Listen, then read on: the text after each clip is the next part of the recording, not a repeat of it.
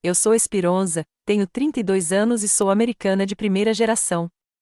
Aquela noite quente de verão deveria ser uma celebração, mas, em vez disso, tornou-se o momento que mudou tudo entre meus pais e eu para sempre. Depois de anos tentando agradá-los, me encolhendo para me adequar às suas expectativas, um comentário cruel à mesa de jantar finalmente rompeu a barreira. Quando disseram que desejavam que eu nunca tivesse nascido, algo dentro de mim se rompeu. Eu me mantive firme, encontrei minha voz e disse palavras que deixaram a sala inteira paralisada em choque. Antes de compartilhar como minha vida se transformou completamente depois daquele jantar, me digam de onde vocês estão assistindo. E inscrevam-se se quiserem mais histórias sobre como encontrar sua voz quando todos esperam que você fique em silêncio. Meus pais chegaram aos Estados Unidos com nada além de 2 malas e sonhos enormes.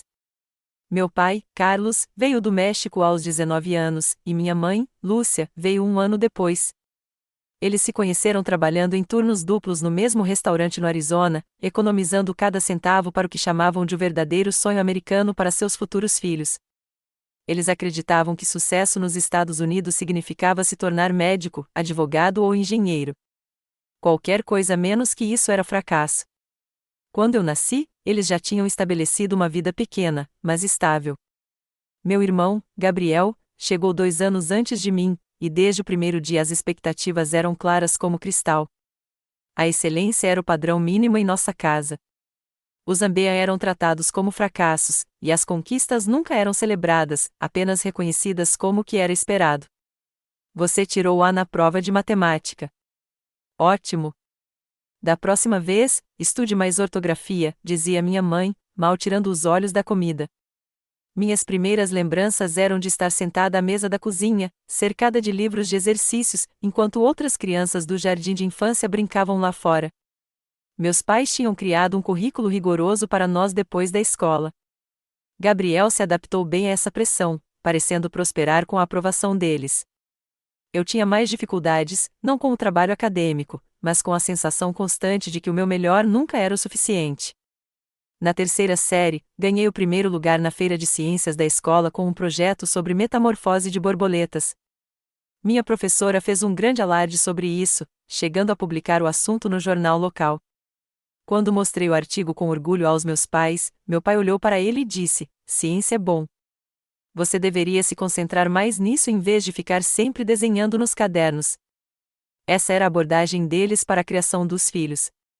Conquistas eram degraus para expectativas maiores, nunca momentos para comemorar em si. Cada conquista vinha com uma mudança imediata para o que precisava ser melhorado. Gabriel foi o menino de ouro desde o início. Sua inclinação natural para matemática e ciência se alinhava perfeitamente com a visão de sucesso dos meus pais. Quando ele trazia boletins perfeitos para casa, meus pais acenavam com a cabeça em aprovação. Quando eu trazia o mesmo para casa, eles perguntavam por que eu tinha apenas notas satisfatórias em conduta, em vez de excelentes. Gabriel fica quieto e escuta. Porque seus professores sempre dizem que você fala demais, perguntava minha mãe, comparando-nos diretamente. No ensino fundamental, eu já havia internalizado as expectativas deles tão profundamente que me tornei meu próprio crítico mais severo. Eu ficava acordado até tarde estudando, participava de todos os clubes acadêmicos e me esforçava até a exaustão, tentando conquistar a aprovação que sempre parecia inalcançável. Desenvolvi uma ansiedade severa em relação a provas, às vezes me fazendo passar mal antes das provas, apesar de sempre ter um bom desempenho. A primeira grande ruptura aconteceu no meu segundo ano do ensino médio. Minha professora de arte, a senhorita Sullivan, reconheceu algo no meu trabalho e me incentivou a me candidatar a um prestigiado programa de arte de verão. Quando fui aceita com uma bolsa de estudos, fiquei em êxtase. Pela primeira vez, me senti reconhecida por algo que eu realmente amava. Quando contei a novidade no jantar, meu pai largou o garfo e me encarou. Arte? Para que serve a arte? Isso é uma distração dos seus estudos. Você não vai. Tentei argumentar com eles, explicando que o programa parecia ótimo nas inscrições para a faculdade e que muitos participantes ingressavam nas melhores universidades. Mas minha mãe balançou a cabeça negativamente. Faculdade é para estudar medicina ou direito, não para desenhar. Gabriel já está se preparando para o curso preparatório para a medicina. Por que vocês precisam ser sempre diferentes? Naquela noite, chorei silenciosamente no meu quarto, sentindo as primeiras pontadas de verdade ao compreender que minha felicidade e a aprovação dos meus pais poderiam ser caminhos mutuamente exclusivos. Fui ao programa de verão mesmo assim, dizendo a eles que era um acampamento acadêmico geral. Foi a primeira vez que os enganei e, embora me enchesse de culpa, aquelas 6 semanas se tornaram as mais formativas da minha jovem vida. Quando chegaram as inscrições para a faculdade, me inscrevi nas melhores escolas, tanto para os programas de pré-medicina quanto para os de design.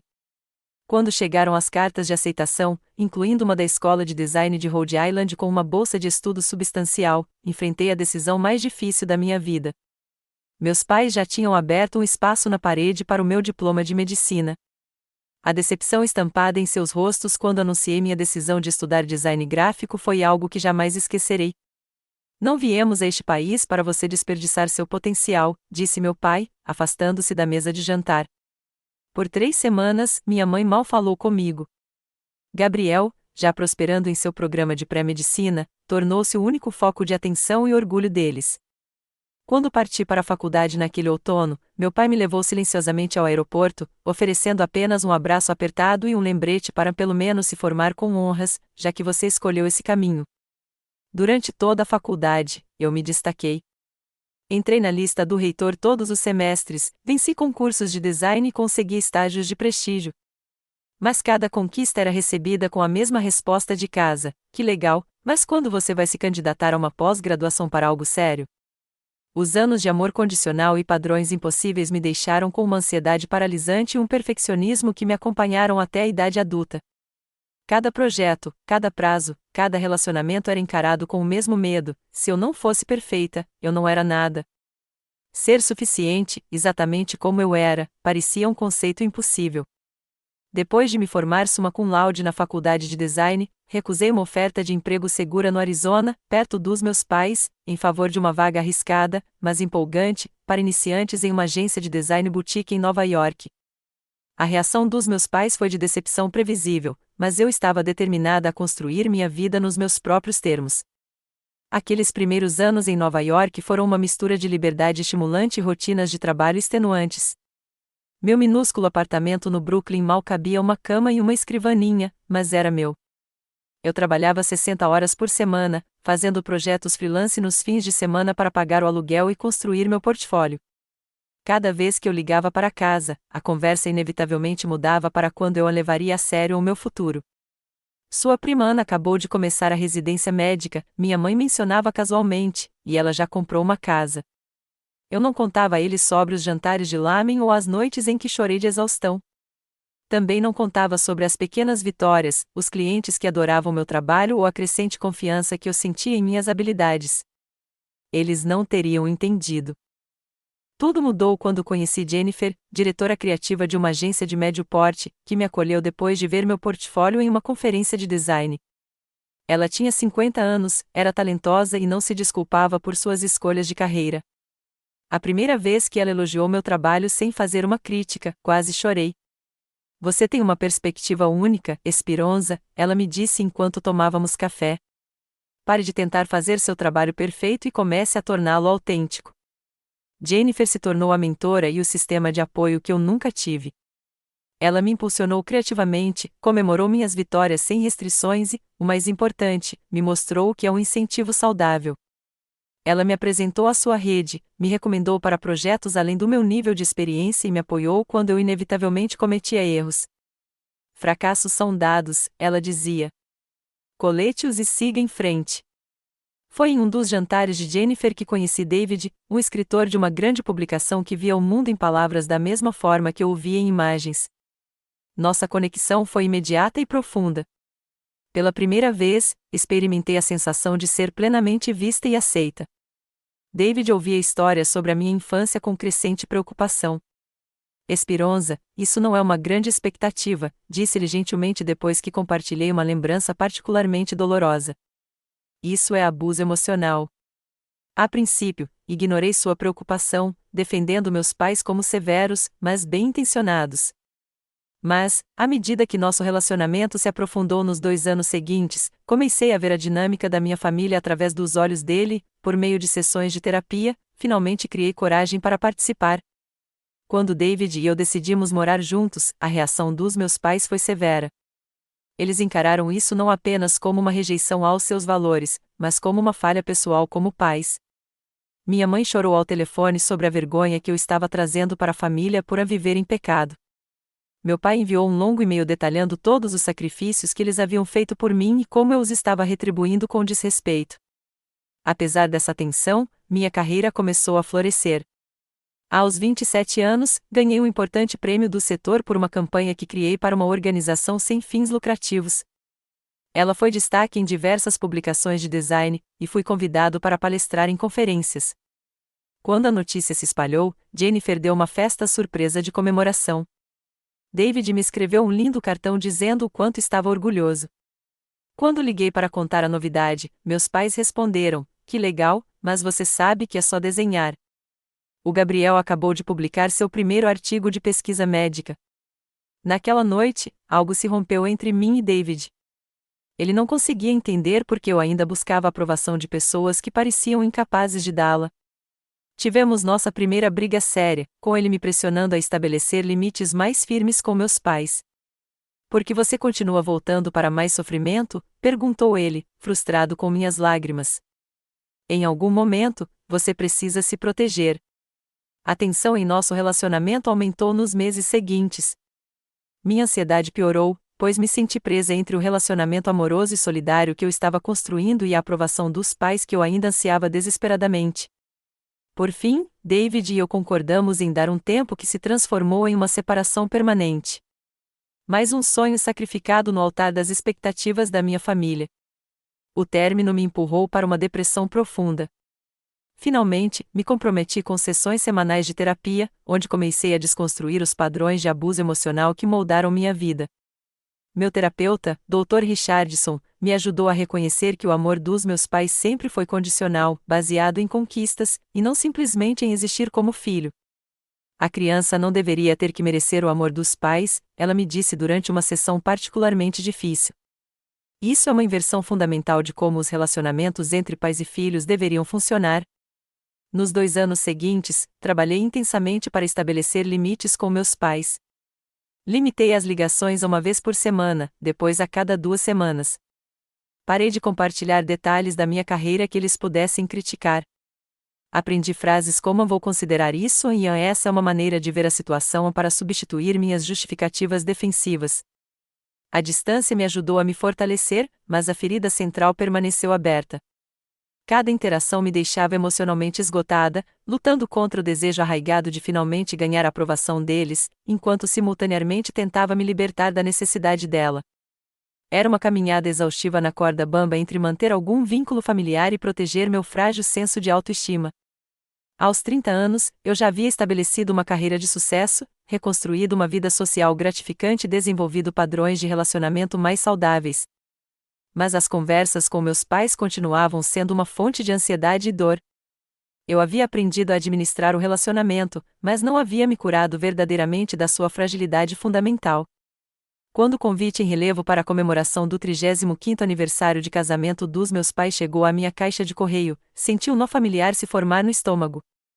3 anos se passaram desde que eu voltara para casa para mais do que uma breve visita de Natal. Embora nosso relacionamento tivesse se estabilizado em uma conexão distante, mas civilizada, a perspectiva de uma reunião familiar completa me encheu de pavor. Levei o convite para minha próxima sessão de terapia com a doutora Richardson. "O que você quer fazer?" ela perguntou depois que passei 20 minutos listando todos os motivos pelos quais eu deveria ou não comparecer. "Quero ser o tipo de filha que consegue celebrar o casamento dos pais sem ansiedade", admiti. "Quero ser normal." "O normal é relativo", disse ela com um sorriso gentil. "Mas se você decidir ir, vamos trabalhar para estabelecer alguns limites que a ajudem a se sentir segura. Juntos, desenvolvemos estratégias. Eu reservaria um hotel em vez de ficar na casa deles. Limitaria minha visita a 2 dias, em vez da semana inteira que minha mãe havia solicitado. Eu prepararia tópicos neutros para a conversa e praticaria estratégias de saída para momentos desconfortáveis. E, o mais importante, estabeleceria a intenção de permanecer firme no meu próprio valor, independentemente de quaisquer comentários ou críticas. Lembre-se, disse o Dr. Richardson ao final da sessão, você está escolhendo participar como adulto. Você tem o poder de se envolver ou se desengajar conforme necessário. Nas semanas que antecederam a viagem, fiquei obcecada em encontrar o presente de aniversário perfeito. Finalmente, encomendei uma moldura de prata feita à mão de um artesão com quem trabalhei profissionalmente e mandei gravar a data do casamento e uma mensagem simples: 35 anos de família. Custou quase $1.000, uma extravagância que eu mal podia pagar, mas achei necessária para evitar críticas. Passei quase o mesmo tempo escolhendo minha roupa, nada muito chamativo ou criativo que pudesse gerar comentários sobre meu temperamento artístico, nada muito casual que pudesse ser visto como desrespeitoso, nada muito formal que pudesse dar a impressão de que eu estava me esforçando demais. Finalmente, optei por um vestido azul marinho conservador que escondia minhas 2 pequenas tatuagens e tinha um visual profissional sem ser chamativo. Quando meu voo pousou no Arizona, o calor do deserto me atingiu como um lembrete físico de tudo que eu havia deixado para trás. Peguei meu carro alugado e fiz o check-in no hotel, levando mais 30 minutos para retocar a maquiagem e o cabelo antes de dirigir até a casa dos meus pais. A cada quilômetro, eu repetia o conselho da minha terapeuta: esteja presente, lembre-se dos seus limites, você é uma adulta visitando outros adultos. A avaliação crítica da minha mãe começou no momento em que ela abriu a porta. Esperonza, você parece cansado e perdeu peso. Está comendo? Sem cumprimentos, sem abraços, apenas uma avaliação imediata. Meu pai foi mais reservado, oferecendo um abraço firme antes de voltar para a televisão enquanto eu ajudava minha mãe na cozinha. Em minutos, ela conseguiu mencionar Gabriel 3 vezes, incluindo atualizações sobre seu prestigioso cargo de pesquisador e a gravidez de sua esposa, Maria. Seu irmão vai nos tornar avós até o Natal, disse ela, com a implicação pairando no ar. Na sua idade, eu já tinha vocês 2. Respirei fundo e usei uma das minhas respostas ensaiadas: estou feliz por Gabriel e Maria. Que notícia maravilhosa! A modesta casa dos meus pais havia sido transformada para a festa de aniversário. Os móveis da sala de estar foram reorganizados para acomodar mais assentos, e a mesa de jantar foi ampliada com peças alugadas para acomodar 16 pessoas. Minha mãe passou dias cozinhando pratos tradicionais mexicanos, além de pratos americanos favoritos, para agradar a todos os convidados. Às 18 horas, a casa começou a se encher de parentes. Tia Cláudia e tio Miguel chegaram primeiro com seus 3 filhos, todos com carreiras profissionais que minha mãe fazia questão de mencionar repetidamente durante as apresentações. Lúcia Júnior, farmacêutica. Antônio, concluindo a faculdade de Direito. Carmen, já aceita em um programa de doutorado aos 23 anos. E Esperonza desenha anúncios em Nova York, acrescentou minha mãe com visivelmente menos entusiasmo. Os irmãos do meu pai chegaram em seguida, incluindo minha tia favorita, Teresa, que sempre demonstrou interesse genuíno pela minha vida e carreira. Ela me abraçou calorosamente e sussurrou: senti sua falta, irmãzinha, disse ele, me segurando à distância de um braço. Nova York deve concordar com você. Você está ótima. Por um instante, vislumbrei o irmão de quem eu era próxima quando criança, antes que as expectativas dos pais nos separassem. Mas o momento foi breve, interrompido pela minha mãe chamando todos para seus lugares para o jantar. A disposição dos assentos era reveladora, meus pais em cada ponta da longa mesa, Gabriel e Maria em lugares de honra perto do meu pai, eu entre o idoso tio Ramon, que tinha problemas de audição, e a prima adolescente Sofia, que passou a maior parte do jantar trocando mensagens de texto debaixo da mesa.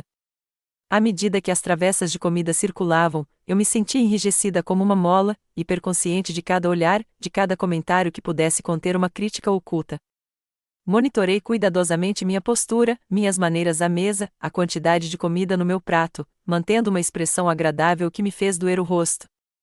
A comemoração do aniversário estava em andamento e eu já estava exausto da apresentação.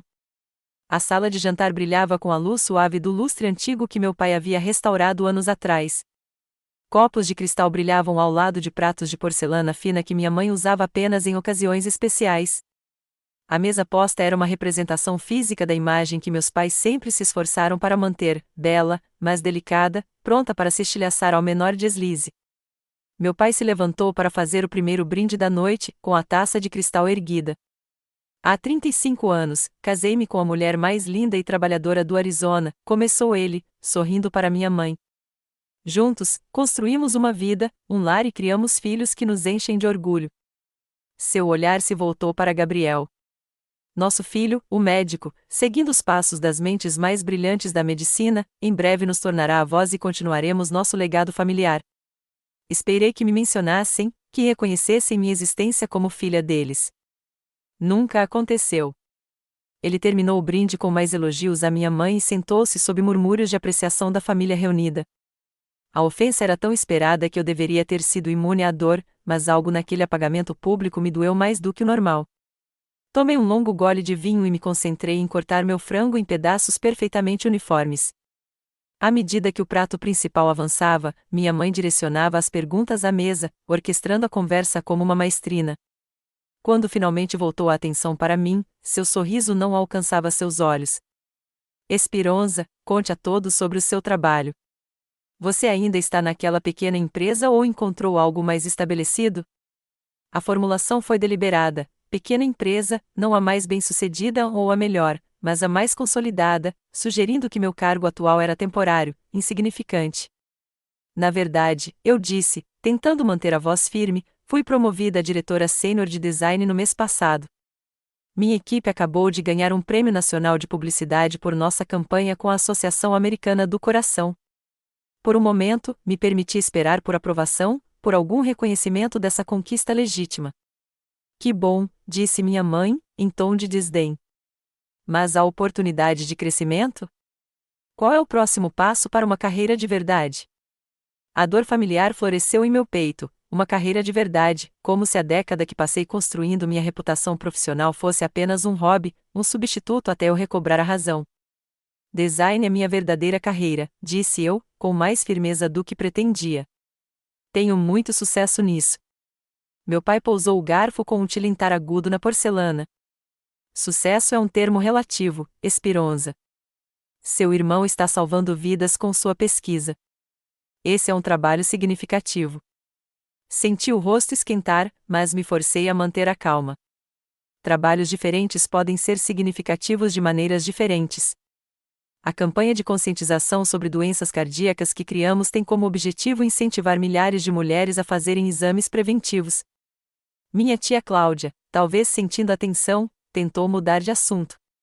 Falando em carreiras de sucesso, nosso Antônio acabou de receber 2 ofertas de emprego de grandes escritórios de advocacia, benefícios completos e salário inicial de 6 dígitos.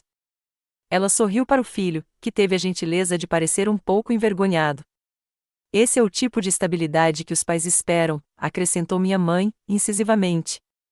Segurança, respeito, um caminho claro a seguir. Tentei outra abordagem. A indústria criativa mudou muito. Você sabia que as grandes corporações agora valorizam o design thinking como estratégia central de negócios? A Apple provou que o design impulsiona o lucro e a inovação. Meu pai fez um gesto de desdém. Empresas sempre precisarão de médicos, advogados, engenheiros. Essas tendências artísticas vêm e vão. Senti a conversa se esvaindo, minha identidade profissional se enfraquecendo a cada troca. Procurei outro assunto neutro. A comida está deliciosa, mãe. Você se superou com os chiles helenos. Mas minha mãe não estava pronta para desistir do assunto anterior. Encontrei Sofia Martinez semana passada, disse ela, referindo-se a uma amiga de infância. A filha dela tem a sua idade. Acabou de terminar a residência em neurologia pediátrica. Casou-se com um médico também. A comparação implícita pairou no ar. Assenti e dei outra mordida na comida que agora tinha gosto de papelão. Meu tio Miguel se inclinou para a frente. Sabe, meu amigo tem um filho mais ou menos da sua idade. Muito bonito, muito bem-sucedido, arquiteto. Eu poderia te apresentar. Antes que eu pudesse responder, minha mãe se intrometeu. Seria maravilhoso. Esperonza precisa pensar em se estabelecer logo. 32 anos não é mais jovem. A conversa sobre minhas perspectivas românticas continuou ao meu redor como se eu não estivesse presente, meus tios e tias oferecendo sugestões sobre homens elegíveis em seus círculos sociais, minha mãe lamentando minha exigibilidade e minhas prioridades a não convencionais. Eu me sentia encolhendo na cadeira, ficando menor e menos visível a cada minuto. Quando Gabriel tentou mudar o rumo da conversa para um rumo mais seguro, perguntando sobre minha recente viagem à Califórnia a trabalho, meu pai interrompeu. O que Esperanza precisa é voltar para o Arizona. Família é tudo. Toda essa mudança, correr atrás de tendências em Nova York, para quê? Para criar anúncios dos quais ninguém se lembra uma semana depois. A rejeição de toda a minha vida profissional me atingiu duramente, mas mantive a compostura. Construí uma vida que amo em Nova York. Meu trabalho é desafiador e gratificante. Meu pai balançou a cabeça. Realização é criar uma família, construir algo duradouro, não esses projetos temporários. Carlos, interrompeu minha tia Teresa gentilmente, cada um encontra a realização de uma maneira diferente. Não, insistiu meu pai, elevando um pouco a voz. Algumas escolhas são objetivamente melhores que outras. Alguns caminhos levam a uma contribuição real. Outros são apenas autoindulgência. A mesa ficou desconfortavelmente silenciosa. Encarei meu prato, me esforçando para não chorar, para não demonstrar o quanto suas palavras me magoaram. Minha mãe, talvez sentindo que a tensão havia aumentado demais, tentou apaziguar as coisas. O que seu pai quer dizer é que queremos segurança para você. Sacrificamos tudo para lhe dar oportunidades, e às vezes nos preocupamos que você esteja desperdiçando seu potencial. Desperdiçando seu potencial. A frase que me assombrava desde a infância, a faca sutil que permanecia cravada em meu coração havia décadas. Não estou desperdiçando nada, disse eu baixinho. Estou usando meus talentos de maneiras que importam para mim. Meu pai empurrou a cadeira ligeiramente para trás, um gesto que reconheci da infância como um sinal de alerta para sua frustração.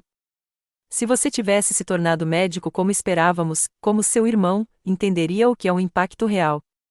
Às vezes, acho que nos concentramos demais em Gabriel e de menos em corrigir seu caminho. A sala pareceu ficar silenciosa. Minha mãe colocou a mão em seu braço, mas ele continuou, com a voz tensa por décadas de decepção.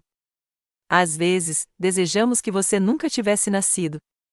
Assim, não teríamos que ver tanto potencial desperdiçado. As palavras caíram como pedras em água parada, provocando ondas de choque sobre a mesa. Minha prima Sofia ofegou audivelmente. Minha tia Teresa levou a mão à boca. Maria, esposa de Gabriel, olhou para sua barriga grávida como se quisesse proteger seu filho ainda não nascido de tamanha crueldade. O tempo pareceu parar. Naquele momento congelado, vi com perfeita clareza o padrão que definirá minha vida, o amor condicional que nunca for amor. Senti uma estranha calma me invadir, o tipo de calma que surge quando um desastre há muito temido finalmente acontece e não há mais nada a temer. Coloquei meu guardanapo cuidadosamente sobre a mesa e me levantei, minha cadeira raspando ruidosamente no silêncio. Quando falei, minha voz era firme, clara e ecoava por todos os cantos da sala silenciosa. Perfeito. Assim você não precisará de mim quando estiver velha. O silêncio se aprofundou. Minha mãe buscou controle de danos, seus instintos sociais aflorando. Esperanza não quis dizer isso. Pessoal, vocês sabem como ela sempre foi sensível. Carlos estava só brincando mais cedo. Claro, só brincando. A familiar minimização da crueldade, reencarnada em humor depois que o dano já estava feito. Não, eu disse, ainda de pé. Ele não estava brincando, e eu também não. A sala permaneceu desconfortavelmente silenciosa, os talheres congelados no ar, as taças de vinho suspensas entre a mesa e os lábios. Minha família extensa havia se tornado uma plateia relutante do colapso de nossa fachada cuidadosamente mantida. Para minha surpresa, Gabriel se levantou em seguida. Pai, o que você disse foi completamente fora de contexto. Você não pode dizer à sua própria filha que gostaria que ela nunca tivesse nascido e esperar que ela simplesmente aceite. Minha mãe engasgou com a traição inesperada de sua filha de ouro. Gabriel, por favor. Este não é o momento nem o lugar. Quando é a hora, mãe? Desafiou Gabriel. Você e o papai vêm ignorando o Esperanza há anos. Eu vi isso acontecer e não disse nada. Isso acaba hoje à noite. Minha tia Teresa se levantou ao lado, com a voz gentil, mas firme. Carlos, Lúcia, acho que todos nós deveríamos reservar um momento para nos acalmar. Desentendimentos familiares acontecem, mas algumas palavras não podem ser desditas. Meu pai, desacostumado a ser desafiado, especialmente por Gabriel, encarou incrédulo. Isso é entre nós e nossa filha. O resto de vocês deve ficar de fora. Senti um estranho distanciamento, como se estivesse assistindo a cena se desenrolar de cima. Anos de terapia me prepararam para aquele momento de maneiras que eu não havia percebido até então. Peguei minha bolsa no encosto da cadeira. Obrigada a todos por terem vindo comemorar o aniversário dos meus pais. Acho melhor eu ir agora. Minha mãe se levantou rapidamente, com o pânico estampado nos olhos diante do espetáculo público que se desenrolava. Esperonza, não seja dramático. Sente-se e termine o jantar. Conversamos sobre isso depois. Não há nada para discutir, eu disse calmamente. Papai finalmente disse em voz alta o que eu senti a vida toda. Pelo menos agora temos honestidade entre nós. Dei a volta na mesa, passando pelos rostos congelados dos parentes que tinham testemunhado os verdadeiros sentimentos dos meus pais expostos. Ninguém tentou me impedir. Na porta da sala de jantar, virei-me brevemente, cruzando o olhar com Gabriel, que me deu um breve aceno de apoio. Lá fora, o ar da noite desértica batia no meu rosto, fresco e revigorante. Caminhei até o meu carro alugado com passos firmes, minhas mãos surpreendentemente calmas enquanto destrancava a porta. Só depois de dirigir 2 quarteirões é que as primeiras lágrimas vieram, borrando a estrada à minha frente. Parei no estacionamento vazio de uma igreja, desliguei o motor e finalmente deixei que toda a força da emoção me inundasse. 32 anos tentando conquistar um amor que deveria ter sido dado livremente, 32 anos me avaliando com base em padrões impossíveis, 32 anos sem nunca ser o suficiente. Mas por trás da dor havia algo inesperado, alívio. O fingimento tinha acabado. A pior coisa que eu temia a vida toda finalmente aconteceu, e eu sobrevivi. Mais do que sobrevivi, eu me mantive firme. Enquanto eu estava sentada no carro escuro, meu celular começou a vibrar com mensagens de texto. A primeira foi do meu primo Antônio, o que seu pai disse foi horrível. Você não merecia isso. Depois, da minha tia Teresa, sinto muito, querido. Me liga se precisar conversar. 3 chamadas perdidas da minha mãe, mas nenhuma mensagem de voz. E então, o mais surpreendente, do Gabriel: posso te ver? Onde você está hospedado? Mandei uma mensagem com o nome do meu hotel, sem saber se queria companhia, mas tocada pela sua aliança inesperada. Em menos de 1 hora, bateram à porta do meu quarto. Gabriel estava lá, com a gravata afrouxada, parecendo mais angustiado do que eu via há anos. Eu deveria ter dito algo anos atrás, foram suas primeiras palavras ao entrar na sala. Eu os vi te destruindo aos poucos, e não disse nada porque era mais fácil para mim quando o foco deles estava no que você estava fazendo de errado. Conversamos até depois da meia-noite, desvendando a dinâmica complexa que moldara nosso relacionamento. Gabriel confessou que sua obediência perfeita fora sua própria prisão, que ele havia buscado medicina em parte por interesse genuíno, mas principalmente por medo de decepcionar nossos pais. A diferença entre nós, disse ele, é que você teve a coragem de seguir seu próprio caminho, apesar do custo. Eu nunca tive. À medida que a noite avançava, ele fez a pergunta que eu vinha me fazendo desde que saí do jantar: o que acontece agora? Não sei, respondi honestamente. Mas, pela primeira vez, parece que a decisão é minha. Quando Gabriel foi embora, prometendo voltar no dia seguinte, senti uma estranha mistura de tristeza e libertação com mais força do que nunca. Algo havia se quebrado irreparavelmente naquela mesa de jantar. Mas algo mais, algo vital dentro de mim, finalmente havia sido libertado. Naquela noite, sozinha no tranquilo quarto de hotel, dormi com mais tranquilidade do que em anos. A primeira semana após retornar a Nova York passou em um turbilhão de processamento emocional. Liguei para o trabalho dizendo que estava doente por 2 dias, algo que eu nunca tinha feito antes, permitindo-me um tempo para refletir sobre a enormidade do que havia acontecido. Meu telefone mostrava 1 dúzia de chamadas perdidas da minha mãe, mas nenhuma do meu pai. Eu ainda não conseguia ouvir as mensagens de voz dela. Jennifer percebeu minha distração quando voltei ao trabalho e me convidou para uma conversa depois do expediente em seu escritório. Me vi contando tudo a ela, as palavras jorrando numa torrente que eu não conseguia controlar. Em vez da simpatia constrangedora que eu esperava, ela compartilhou sua própria história de distanciamento familiar. família nem sempre é aquela com quem você nasce, ela me disse, servindo-nos um pequeno copo de uísque da gaveta da escrivaninha. Às vezes, família é quem você escolhe, quem vê o seu valor sem exigir que você o prove constantemente. Suas palavras permaneceram comigo enquanto eu navegava pelo estranho e novo terreno de ser honesta sobre a dinâmica da minha família. Durante anos, mantive a ficção de uma família solidária, embora rigorosa. Agora, comecei a falar a minha verdade, primeiro com meus amigos mais próximos, depois com meu terapeuta, ampliando gradualmente o círculo de pessoas que conheciam a verdadeira história. Você tem permissão para limitar o contato com pessoas que te machucaram, mesmo que sejam seus pais, lembrou-me o Dr. Richardson durante uma sessão de terapia intensa. Isso não é egoísmo nem ingratidão. É autopreservação. Na terceira semana, eu ainda não tinha falado diretamente com nenhum dos meus pais, embora finalmente tivesse ouvido as mensagens de voz da minha mãe.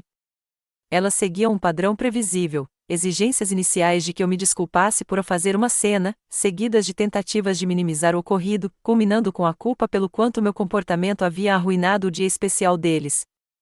Em nenhum momento ela reconheceu ou se desculpou pelas palavras cruéis do meu pai. Gabriel ligava com frequência, tornando-se uma fonte inesperada de apoio. Ele relatou que nossos pais estavam contando aos parentes que eu havia exagerado em uma piadinha, se retratando como vítimas da minha sensibilidade. Eles realmente não enxergam, disse ele, parecendo perplexo. Eles honestamente acreditam que não fizeram nada de errado. Um mês depois do jantar, tomei uma decisão que me surpreendeu. Apaguei as informações de contato dos meus pais do meu celular, não os bloqueei, apenas removi os números armazenados para não sentir a compulsão de ligar em momentos de fraqueza. Foi um pequeno ato de libertação que me pareceu extremamente significativo. Profissionalmente, algo inesperado começou a acontecer. Sem a constante ansiedade de buscar a aprovação dos pais, me vi assumindo mais riscos criativos, falando com mais confiança em reuniões e me dedicando a projetos que considerava significativos, em vez daqueles que soariam impressionantes quando descritos a ouvidos críticos. Jennifer percebeu a mudança imediatamente. Seja qual for a batalha pessoal que você esteja travando, ela está te tornando uma designer mais forte. Seu trabalho sempre foi tecnicamente excelente, mas agora tem coração.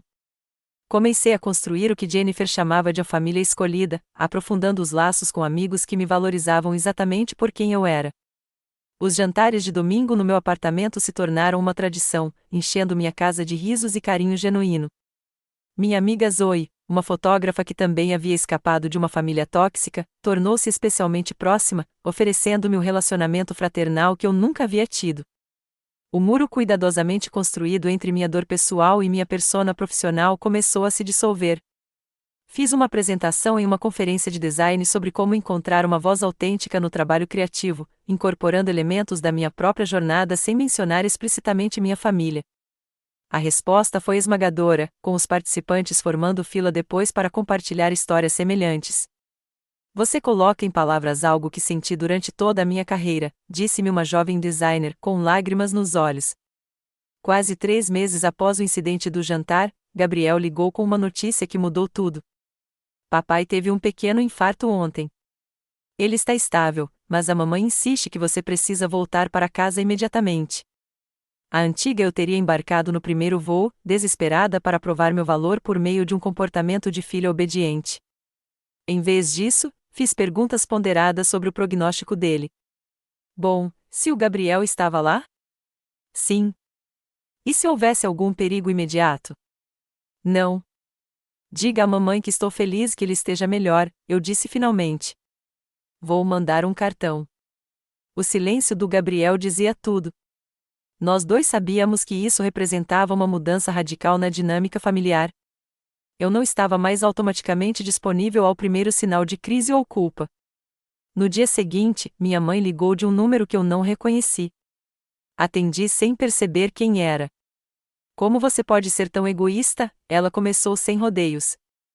Seu pai está no hospital e você manda um cartão? Que tipo de filha você é? A culpa familiar subiu pela minha garganta, mas algo novo surgiu junto com ela: determinação. Mãe, sinto muito que o papai não esteja bem. Mas não vou para o Arizona para ser culpada e criticada enquanto finjo ajudar. Esse padrão acabou. Padrão? Que padrão? Nós te demos tudo, e é assim que você nos retribui, abandonando seu pai quando ele precisa de você? Ele tem um excelente atendimento médico, e tem você e Gabriel. Ele não precisa de alguém que ele gostaria que nunca tivesse nascido. Sua respiração ofegante era audível através do telefone. Ele não quis dizer isso. Você sabe como seu pai às vezes fala sem pensar. Ele falou sério, mãe. E o problema não é que ele tenha dito isso. O problema é que vocês dois me mostraram que amor condicional é tudo o que tem a oferecer. Eu mereço mais do que isso. Depois que desligamos, eu esperava me sentir culpada ou ansiosa. Em vez disso, me senti lúcida e segura. Pela primeira vez, eu havia declarado minha verdade sem desculpas ou ressalvas. 6 meses depois do jantar, recebi um convite formal para o chá de bebê do Gabriel. Junto com ele, havia um bilhete escrito à mão: Maria e eu queremos você aqui, mas entenda se for muito difícil. Os pais estarão presentes no evento principal, mas combinamos uma comemoração separada com você no dia anterior, se preferir. O fato de meu irmão ter negociado esse acordo, reconhecendo a realidade da nossa disfunção familiar em vez de me pressionar a fingir que estava tudo bem, me comoveu profundamente. Decidi comparecer à celebração separada, uma decisão que me pareceu uma escolha pessoal, mas que ainda mantinha conexões importantes. Essa pequena vitória levou a outras. Comecei a estabelecer limites claros em todas as áreas da minha vida, desde projetos de trabalho que não aceitava mais até relacionamentos amorosos nos quais percebi padrões prejudiciais. Parei de me desculpar pelo meu sucesso, pelas minhas escolhas, pela minha própria existência. Quase 9 meses depois do jantar, meu pai ligou. Quase não atendi, mas a curiosidade venceu. Esperança, disse ele, com a voz soando mais velha do que eu me lembrava, sua mãe acha que eu deveria falar com você. Não foi um pedido de desculpas, nem mesmo um reconhecimento de que algo precisava ser resolvido. Ainda assim, foi o primeiro contato direto que ele iniciou. Estou ouvindo, respondi, mantendo a voz neutra. As coisas que você disse no jantar me frustraram.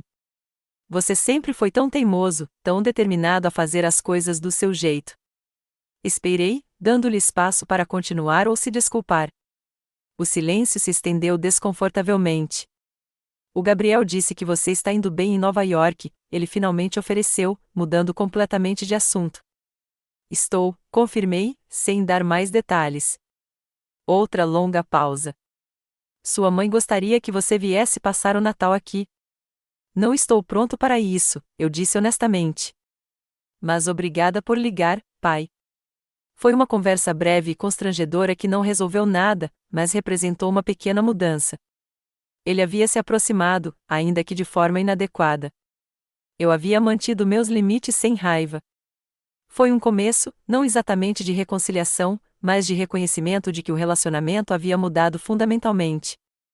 No aniversário de 1 ano do incidente do jantar, eu já havia estabelecido um novo ritmo de vida que priorizava meu bem-estar. Eu falava com Gabriel semanalmente, trocava e-mails breves e ocasionais com minha mãe e tive mais 2 conversas telefônicas curtas e forçadas com meu pai. Quando finalmente concordei em fazer uma videochamada com ambos os pais para conhecer o bebê do Gabriel, minha terapeuta me ajudou a me preparar. Lembre-se, você não é responsável pelas emoções ou reações deles. Você pode encerrar a ligação se ela se tornar prejudicial. A ligação foi tensa, mas civilizada. Meus pais acariciaram o bebê enquanto eu observava da distância emocional que havia estabelecido para minha proteção. Quando minha mãe fez um comentário incisivo sobre como ser avó era a maior alegria da vida, simplesmente sorri e mudei de assunto, em vez de morder a isca. Foi durante esse período que recebi a validação mais inesperada da minha vida profissional, uma indicação para designer do ano por uma prestigiosa organização do setor. A cerimônia de premiação seria realizada em Los Angeles, e os indicados foram incentivados a trazer familiares para o jantar de gala. Depois de muita consideração, convidei Jennifer, Zoe e 2 outros amigos próximos que me apoiaram no ano anterior, minha família escolhida. Não convidei meus pais, uma decisão que não me pareceu uma vingança, mas sim um autocuidado. Na noite em que ganhei o prêmio, de pé no palco, olhando para as mesas cheias de colegas da indústria e para a família escolhida, que aplaudia ruidosamente da primeira fila, senti a conclusão de um ciclo crucial. A validação que passei décadas buscando dos meus pais veio, em vez disso, da minha própria dedicação e da comunidade que construía ao meu redor. Eu não precisava mais que meus pais vissem o meu valor para acreditar nele. 1 ano e 3 meses após o jantar em família que mudou tudo, encontrei-me sentado em frente aos meus pais em um local neutro, um restaurante tranquilo a meio caminho entre o aeroporto e a casa deles. Eu finalmente havia concordado com uma breve visita com condições cuidadosamente estabelecidas com antecedência, nenhuma crítica à minha carreira, nenhum comentário sobre minhas escolhas pessoais e, o mais importante, um reconhecimento da mágoa causada no jantar de aniversário. Meu pai, parecendo visivelmente mais velho do que quando o vira pessoalmente pela última vez, pigarreou sem jeito quando nossos aperitivos chegaram. Sua mãe e eu estivemos conversando, com a ajuda de Gabriel e do nosso padre. Ele fez uma pausa, claramente lutando com o território desconhecido de pedir desculpas. O que eu disse no jantar estava errado. Eu nunca deveria ter dito que gostaríamos que você nunca tivesse nascido. Não foi um pedido de desculpas completo, mas sim uma retratação de uma declaração específica, e não um reconhecimento da vida de amor condicional que o precedeu. Ainda assim, foi mais do que eu esperava. Obrigada por dizer isso, respondi simplesmente. Minha mãe estendeu o braço sobre a mesa, parando quase tocando a minha mão quando me viu tensa. Às vezes não entendemos suas escolhas, Esperonza. Mas você é nossa filha. Claro, queremos você neste mundo. A conversa que se seguiu foi tensa, mas representou uma mudança. Eles fizeram perguntas sobre o meu trabalho e realmente ouviram as respostas. Compartilhei versões resumidas das minhas realizações profissionais sem buscar aprovação ou validação. Quando minha mãe começava uma frase com "Você já pensou?", meu pai a interrompia com um discreto "Lúcia, lembra do que conversamos?". Era evidente que eles estavam tentando, à sua maneira limitada, estabelecer uma nova dinâmica de relacionamento. Reconheci que isso representava um esforço significativo da parte deles, mesmo que não correspondesse à compreensão profunda que eu poderia ter desejado em um mundo ideal. Enquanto nos preparávamos para sair do restaurante, meu pai fez a pergunta que revelava o quanto ainda tínhamos pela frente: então tudo pode voltar ao normal agora? Vocês vão nos visitar com mais frequência? Pai, eu disse gentilmente, estamos criando um novo normal. Visitarei vocês de vez em quando, mas minha vida é em Nova York, e preciso que vocês dois continuem respeitando os limites que discutimos. Seu rosto demonstrava decepção, mas não a raiva que eu esperaria no passado. Progresso, por mais gradual que fosse, ainda era progresso. Nos meses seguintes, mantive contato limitado, mas civilizado, com meus pais, cartões de Natal, telefonemas ocasionais, visitas breves 1 ou 2 vezes por ano.